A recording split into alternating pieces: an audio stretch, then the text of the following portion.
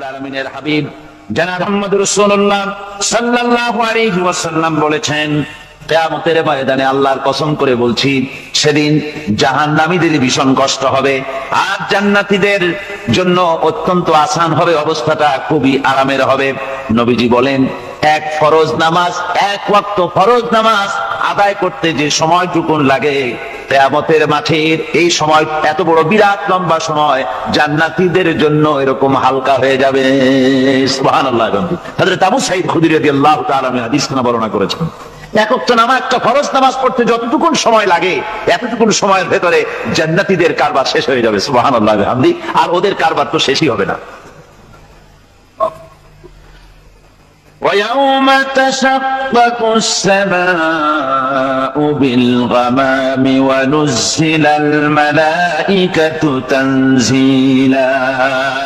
ওরা ফেরেশতা দেখতে চায়, সেদিন আসমান সমূহ বিদীর্ণ হয়ে মেঘ পুঞ্জ বেরিয়ে আসবে, আত্মপ্রকাশ করবে, তার ভেতর থেকে ফেরেশতারা ক্রমাগত নাজিল হতে থাকবে।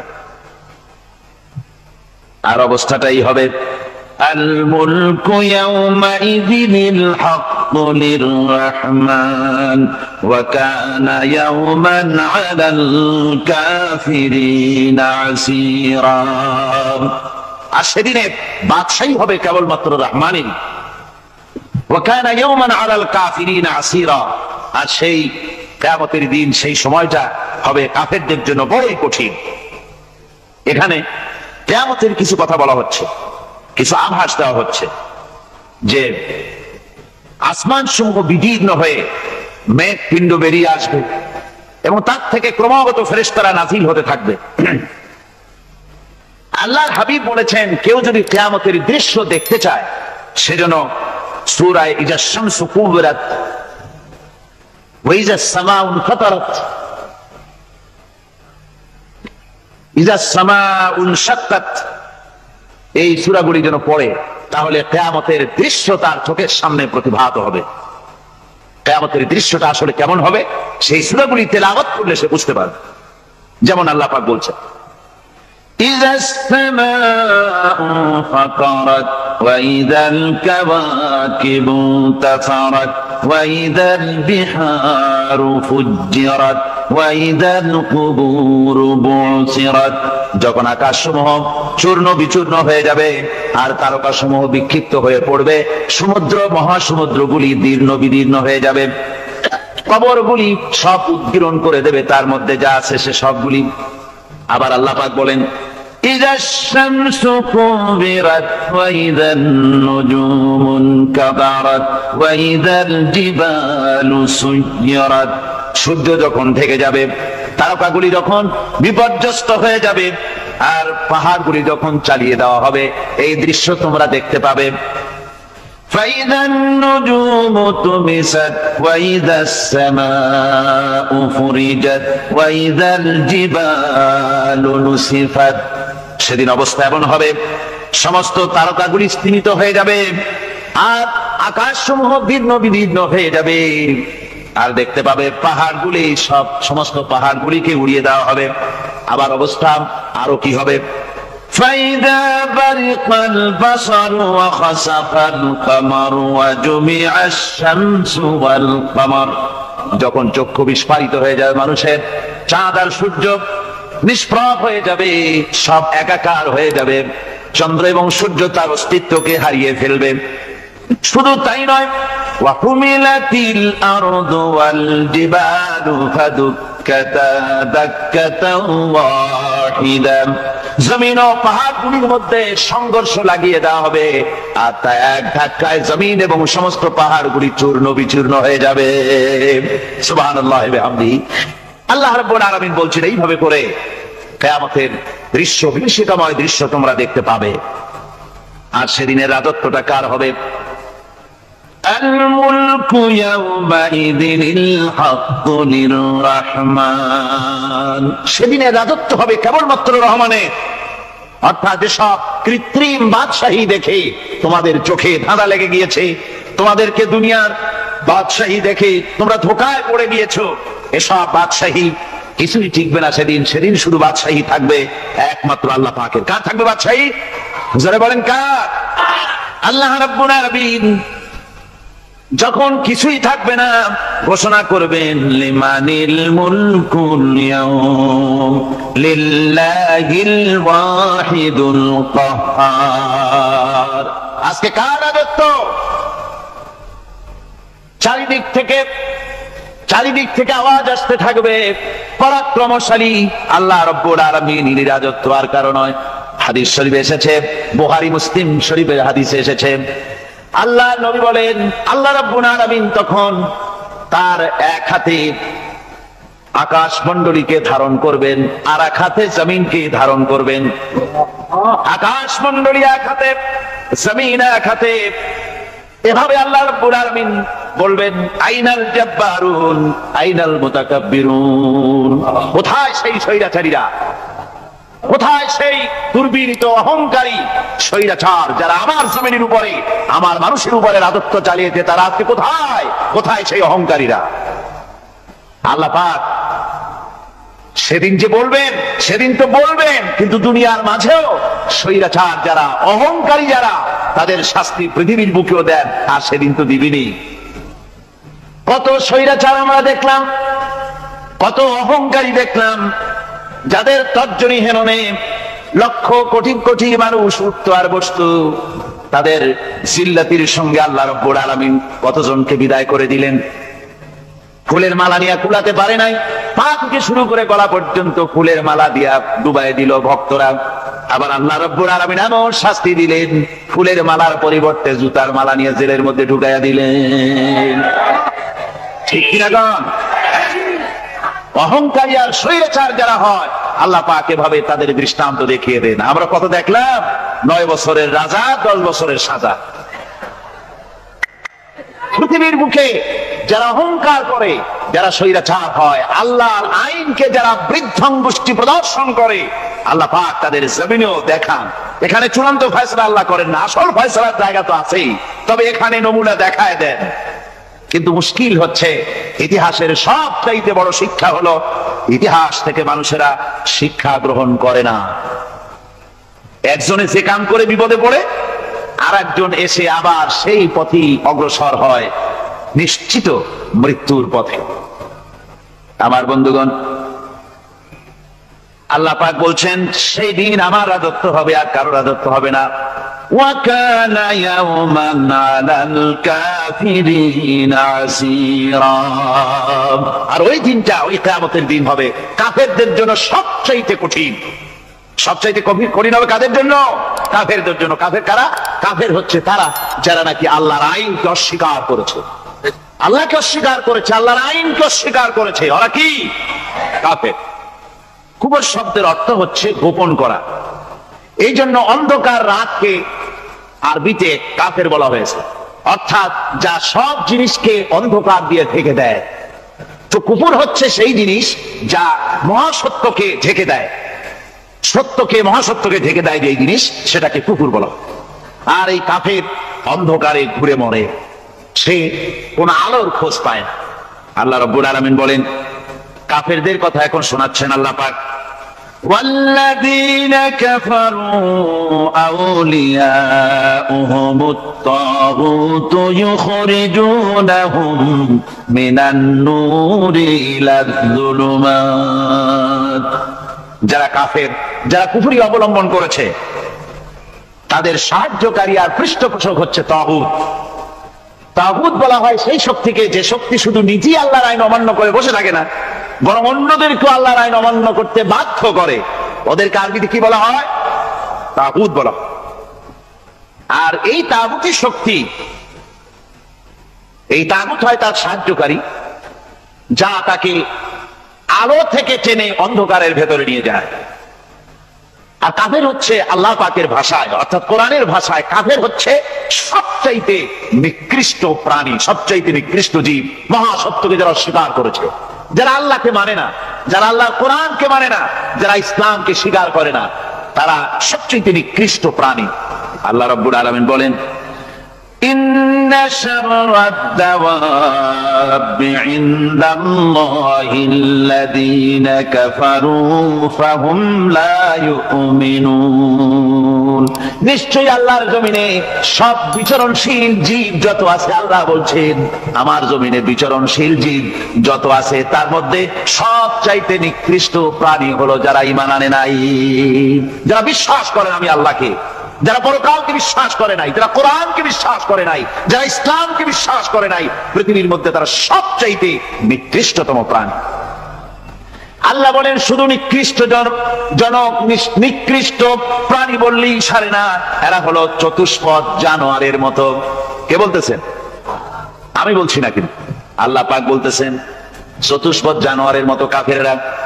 وَمَثَلُ الَّذِينَ كَفَرُوا كَمَثَلِ الَّذِي يَنْعِقُ بِمَا لَا يَسْمَعُ إِلَّا دُعَاءً وَنِدَاءً। এই কাফেরদের দৃষ্টান্ত হচ্ছে সেই রাখালের মতো, যে রাখাল তার পশুদেরকে ডাকে আর ওই পশুরা একটা ডাক শুনে মাত্র, কিন্তু কি যে বলে তা তো পশুতে বোঝেন। কথা বুঝতে পেরেছে?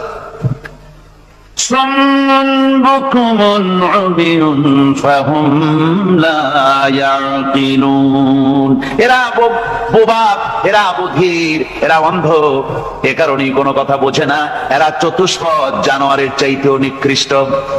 যাদেরকে আমি আল্লাহ বলেন, যাদেরকে আমি চোখ দিলাম, চোখ থাকতে হক দেখলো না, সব দেখলো, হক দেখে নাই চোখ দিয়া, এই চোখ দিয়া সব দেখলো, নারীর সৌন্দর্য উপভোগ করলো, আর নারীর অঙ্গ প্রত্যঙ্গ নিয়ে নানা ধরনের গল্প লিখলো, কবিতা লিখলো, কিন্তু এই সৌন্দর্য যিনি দিলেন তারেও চিনল না। আছে না কত কবি আমাদের দেশে?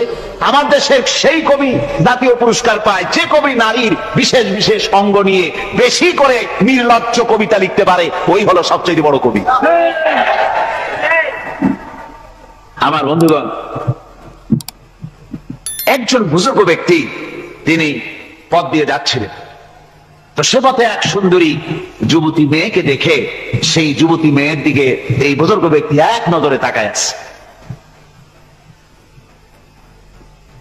তখন এই ঘটনাটাকে কবি এভাবে লিখতেছেন সাজায়: একদা সুখদায়ে প্রমোদা বদন, দর্শন করিব ঝরিল নয়ন, হেসে কহে সে রূপসী সবিস্ময় মন, কহ দেখি মহাশয় কহ কি কারণ, বিষয় বিরাগী তুমি ভুবনে প্রচার, কি হেতু জন্মিল তব মানস বিকার, সামান্য ললনা রূপ করি দর্শন, উচিত না হয় তব অশ্রু বরিশন।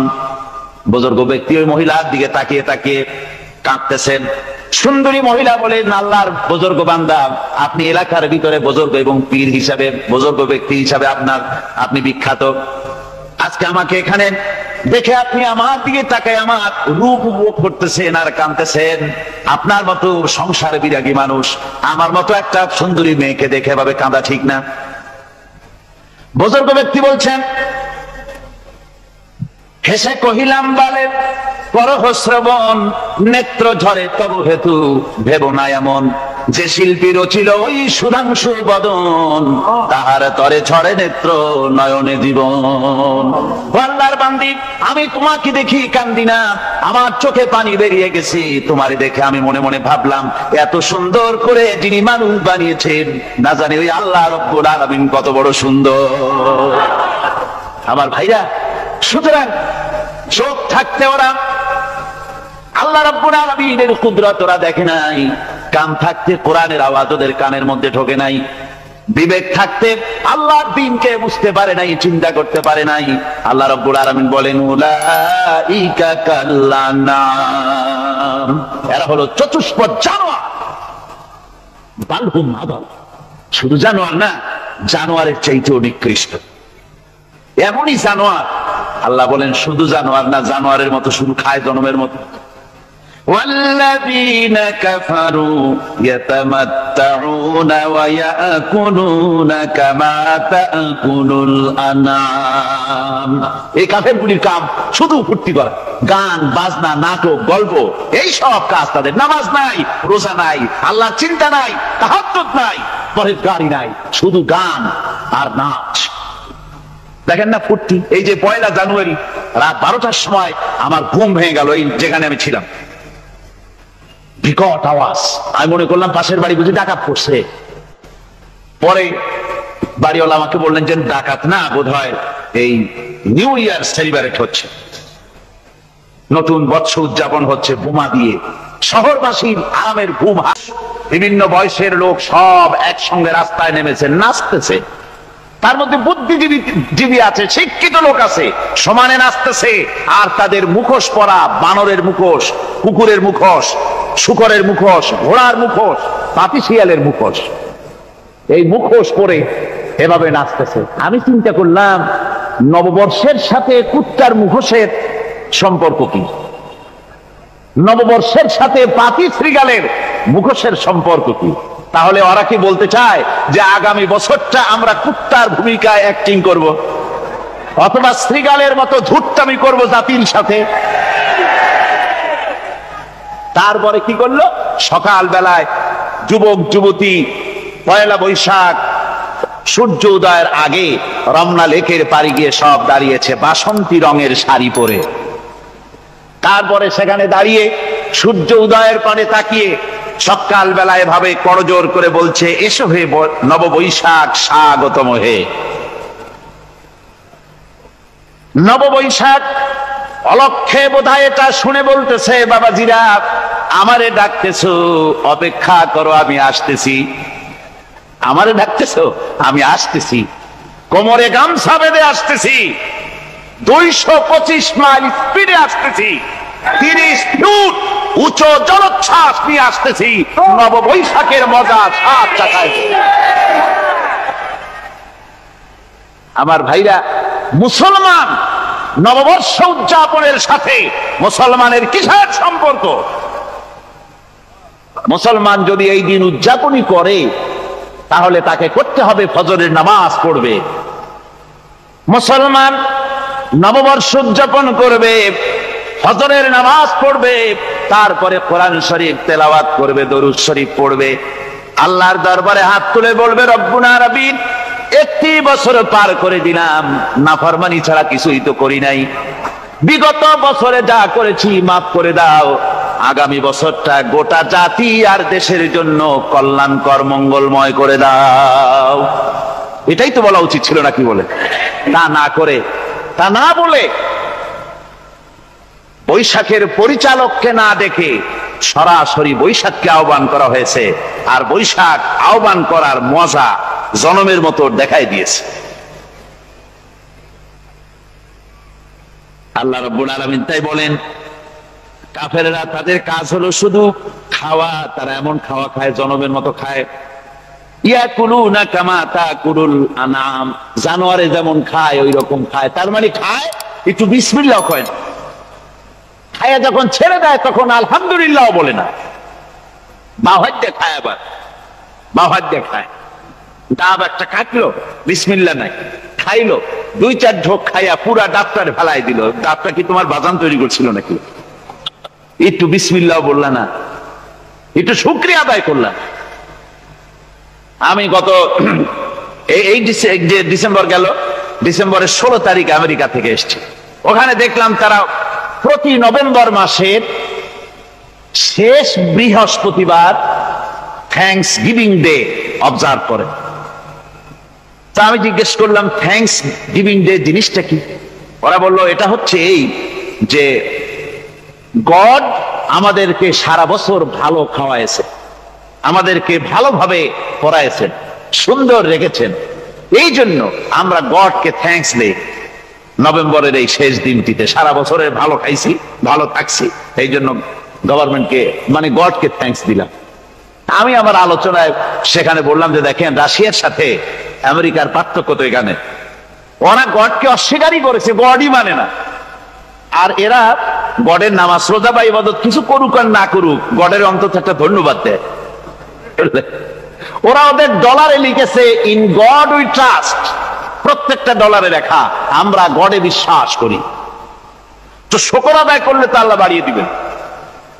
আল্লাহ রাব্বুল আলামিনের সুন্নাত হলো শুকর যদি কেউ আদায় করে আল্লাহ বাড়িয়ে দেন, লা ইন শাকারতুম লাযীদান্নাকুম ওয়া লা ইন কাফারতুম ইন্না আযাবী লাশাদীদ। আমার নিয়ামতের শুকর যদি আদায় করো আমি বাড়ায় দেব, আর যদি নিয়ামতের শুকর আদায় না করো তাহলে মস্ত বড় শাস্তি তোমাদের জন্য রেখেছি। তো আমেরিকা শুকর আদায় করে নিজেরা খাইয়া, কিন্তু ওদের জমিন হলো বিশাল জমি। আমি কয়েকবার গিয়েছি এবং বহু স্টেট সফর করেছি। ওদের জমিন এত ফার্টাইল, জমিনে যদি রীতিমতো তারা ফসল ফলাতো, এই ফসল সারা দুনিয়ার দরিদ্র ভূমুক্ষ জনতাকে খাওয়াইয়া বাঁচাইতে পারত। কিন্তু ওরা তা করে না। ওরা করে কি? ওরা মুনাফার হার, বাজার দর ঠিক রাখার জন্য নির্দিষ্ট পরিমাণ জমিনে ফসল ফলায়, কিন্তু জমিন এতই উর্বর ওদের মেজারমেন্ট করা, মাপ করা, হিসাব করা ফসল হয় না, ফসল হয় বেশি। তখন বাড়তি ফসলকে তারা প্রতি বছর লক্ষ লক্ষ টন আলু আর গমকে তারা সমুদ্রে নিক্ষেপ করে। তাদের আলু এবং গম সেই সময় তারা নিক্ষেপ করে সমুদ্রে যখন ইথিওপিয়া, সুদানে মানুষ না খেয়ে মরছে।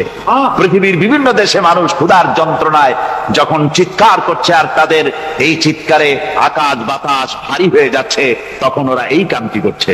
তাই আমি ওই প্রথম দিন বলেছিলাম যে রাশিয়া যেমন খান খান হয়েছে, অস্তিত্ব বিলুপ্ত হয়েছে আল্লাহর সাথে নাফরমানি করার কারণে।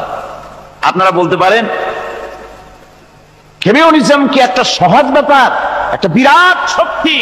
পৃথিবীর বুকে কত দেশ তারা ডমিনেট করতেছিল, কোন যুদ্ধ নাই, কোন রক্তপাত নাই, বিনা ধাক্কায়, বিনা বাতাসে, বিনা ঝড়ে বিশাল মহিরুহু চিৎপটাং। এটা হলো কেন? কেন হলো রাশিয়ার এই দশা? আমি লালদিঘির ময়দানে বলে গেছিলাম, আমি চিন্তা করে যেটা পাইছি সেটা হচ্ছে দুনিয়ার সমস্ত মতবাদ আল্লাহকে কোনো না কোনো প্রকারে স্বীকার করে। তার কথা মানুক আর না মানুক, আছে একটা কিছু, এতটুকুন বলে যে আল্লাহ আছেন বা গড আছে বা একটা কিছু আছে। কমিউনিজম, সমাজতন্ত্র হলো পৃথিবীর একমাত্র নিকৃষ্ট মতবাদ, যে মতবাদ সরাসরি আল্লাহকে অস্বীকার করেছে, বলেছে আল্লাহ নাই, দেয়ার ইজ নো গড। তারা ধর্মকে আফিম বলেছে। আল্লাহ পাক তাই কোন যুদ্ধ ছাড়া, কোন মারামারি ছাড়া, কোন রক্তপাত ছাড়া এই বিশাল শক্তিকে উৎকারে উড়িয়ে দিলেন, তুলার মতো হয়ে। গোটা রাশিয়া তুলার মতো হয়ে, পেঁজা তুলা, ধোনা তুলার মতো হয়ে সব উড়ে চলে গিয়েছে, অস্তিত্ব বিলুপ্ত হয়ে গিয়েছে। কিন্তু আমাদের দেশের খুচরা কমিউনিস্টরা এখনো স্বপ্ন দেখে। ওই যে কালকে বলেছি, তারা বলে কলমের খোসা এটা এখনো নষ্ট করা যাবে না, এটা এখনো চালু করা হবে। এখনো চীনে আছে, এখনো কিউবায় আছে।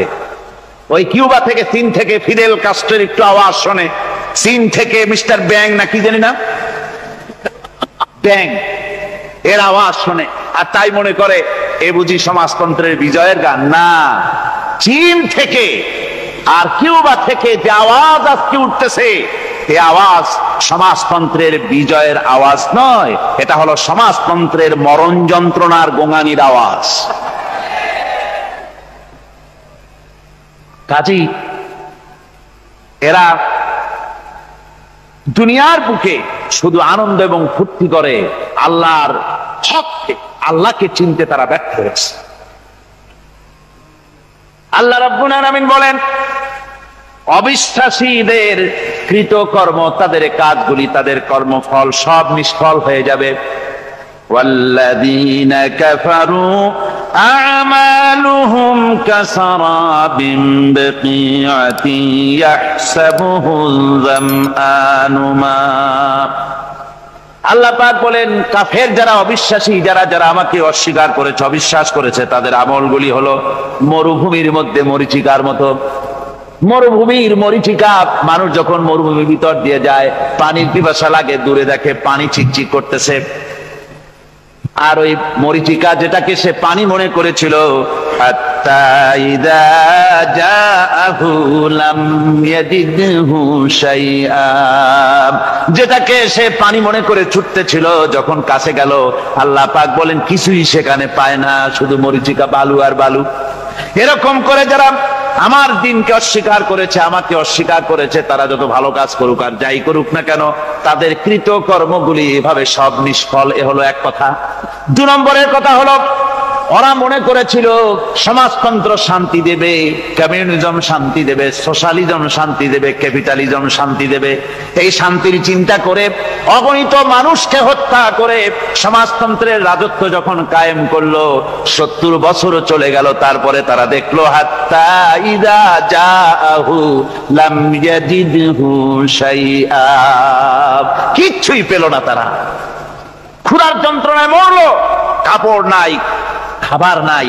তারা ওই রাশিয়া থেকে, চেকোস্লোভাকিয়া থেকে, যুগোস্লাভিয়া দিয়া, রোমানিয়া থেকে, হাঙ্গেরি এবং পোল্যান্ড আর মঙ্গোলিয়া থেকে সেখানে সমাজতন্ত্র তাড়াতে আমরা যাই নাই। আমরা সেখানে সমাজতন্ত্রের বিরুদ্ধে তাফসীর করি নাই, ব্যাখ্যা করি নাই, বক্তব্য রাখি নাই। ওই সব দেশ থেকে সমাজতন্ত্র তাড়াইছে কে? তারা তাড়িয়েছে? না না, ওরা নিজেরাই, সেই দেশের জনগণই এটাকে উৎখাত করেছে তাদের জমিন থেকে। আল্লাহ পাক বলছেন, যারা আমার দিনকে, আমার বিধানকে যারা অস্বীকার করবে, তারা এই অস্বীকারী অবস্থায় যদি মৌত হয়, আমার সমাজতন্ত্রী কোনো ভাই যদি এ মাহফিলে থাকেন, কমিউনিস্ট কোনো ভাই যদি এ মাহফিলে থাকেন, তাহলে শুনুন আল্লাহ কি বলতেছেন। আল্লাহর দিনকে, আল্লাহর কোরআন পূর্ণাঙ্গ জীবন বিধান, অর্থনীতি আছে, সমাজনীতি আছে, রাজনীতি আছে, কথা যারা বিশ্বাস করে না, কোরআনকে শুধুমাত্র নামাজ, রোজা, হজ, যাকাত আর বেহেশত দোজখ যারা মনে করে, জীবন ব্যবস্থা মনে করে না, এই অবস্থায় যদি মারা যায়, আল্লাহ রাব্বুল আলামিন বলেন ইন্নাল্লাযীনা কাফারু ওয়া মাতু ওয়া হুম কুফফারুন উলাইকা আলাইহিম লানাতুল্লাহি ওয়াল মালাইকাতি ওয়ান নাসি আজমাইন। আল্লাহ রাব্বুল আলামিন বলেন, আমাকে অস্বীকার করার অবস্থায়, আমার দ্বীনকে, বিধানকে অস্বীকার করার অবস্থায় যদি মওত হয়ে যায়, তাহলে আল্লাহ, ফেরেশতা এবং तमाम পৃথিবীবাসীর অভিসম্পদ তার উপরে হতে থাকে, লানত হতে থাকে।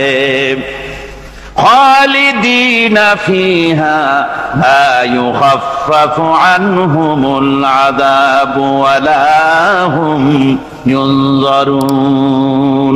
এই অভিসম্পদ অবস্থায় তারা সব সময় লিপ্ত থাকবে, না তাদের আযাবকে কমায় দেওয়া হবে আর না তাদের কোন রকম অবকাশ দেওয়া হবে। এখন আরো মজবুত কথা